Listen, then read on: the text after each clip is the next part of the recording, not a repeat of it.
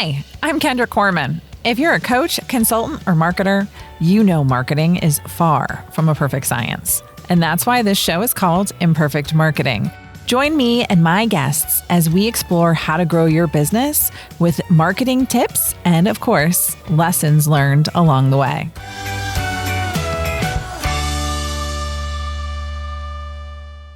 Hello and welcome back to another episode of Imperfect Marketing. I'm your host, Kendra Corman, and today we're going to be talking about a doozy, and that is events and event registrations. I had a client call me freaking out because they had not registered enough people for their event, right? So I said to them, well, what are you doing? And they said, well, we posted it on social, we created a Facebook event, and we put it on our website. I'm like, all right, well, did you send out any emails about it? Did you send out any physical invitations? And their answer was no. And they had like 3 people registered and wanted like 150. And we were 2 weeks out. Granted, most of the registrations come in the last 2 weeks, but you usually don't go from 3 to 150 in the last 2 weeks. So the problem is that there's a disconnect between likes and engagement to registrations. And you have to reach people on a more personal and direct level, and that's going to be email and direct mail. So when you're hearing or when you're saying we're posting on social and that is our event strategy, that's not ideal, right? That might get a little bit of visibility. That might get you some reach. That might get you a couple of additional people, maybe. But what you want it to do is support the other communication methods that you're doing. What you have to think about is when it comes to email, people are signing up for your emails, right? It's permission-based. So they gave you permission to be in their inbox. A lot of people who are Gen X like me, we manage our lives out of our inbox, right? That's what's going to have me register. That's going to have me put it on my calendar so that I'll be there. I don't manage it off of my TikTok that I'm scrolling through late at night as I'm sitting in the living room, decompressing in between reading chapters of my book. Posting just isn't enough to stay top of mind. And part of that is because people aren't seeing all of your posts. Yes, you can tag them. Yes, you can post to your heart's content, but they're not seeing everything. I have a client who she sees almost all of her organization's posts because she likes and engages with every single one of them. So the algorithm shows them to her. The majority of people don't see or engage with them at all, right? Which is crazy. So I want you to remember that likes on social do not equal commitment or action or registrations, right? You want to send people that physical invite or that email because you know you're going to see that. You own that mailing list. You own that email list. It's a lot more powerful and you're not beholden to the algorithm. And I think that that's the real thing that people struggle with, right? You're not seeing what your customers are seeing, which are 800 other things other than your stuff. And that's the trick there. So here's a question. If someone didn't see your social post about the event, did you actually invite them? Different way to think about it, right? Isn't it like something if a tree falls in the forest and nobody hears it, did it make a noise? We don't know because nobody was there to hear it, right? Same thing with social posts. If they didn't see it or they didn't comprehend what it was, did you really even invite them? That's the trouble with that. So again, social media, you don't own the platform.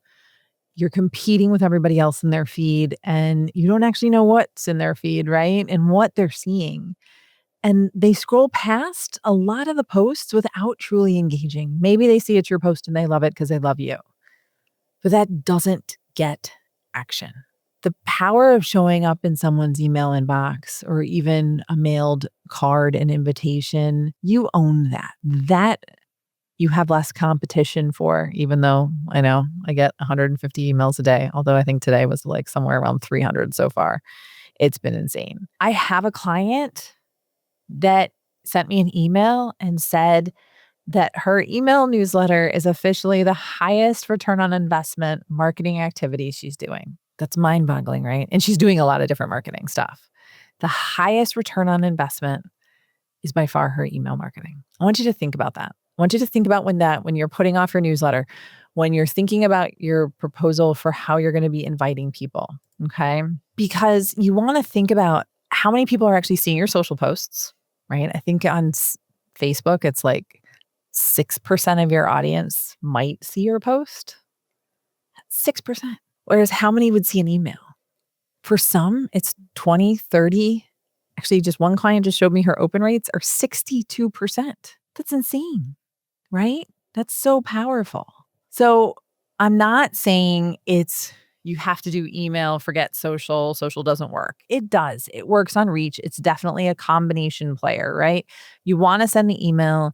You want to post on social. You want people seeing both messages so that they take action. Of course, storytelling wins every time. And so you want to engage people to make them want to come to your event, whatever that happens to be. And you want to make them aware of it, get them to give you interest in the event, give them a reminder. And then, of course, you got to give the last chance because that's when like 80 or 90% of the people actually sign up for things. Again, this is really, really important when you're doing it. So think about every event promotion, every golf outing, every gala, every webinar as relationship building, not announcement making.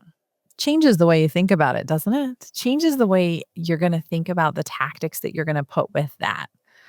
So if you are planning events headed into 2026, I know it's only December, right? But you're planning your 2026 calendar. If you have these events on your calendar, please, please, please make sure that social media is not the only outlet that you're using.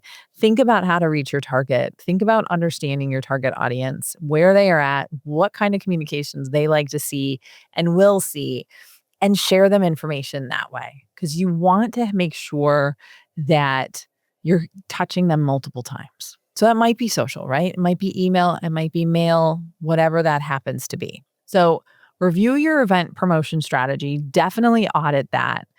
Make sure you're not relying too heavily on social. Start building or revitalizing your email list if you haven't already. And then create a promotion plan that includes all of these multiple touch points across the year. I'll get off my soapbox now.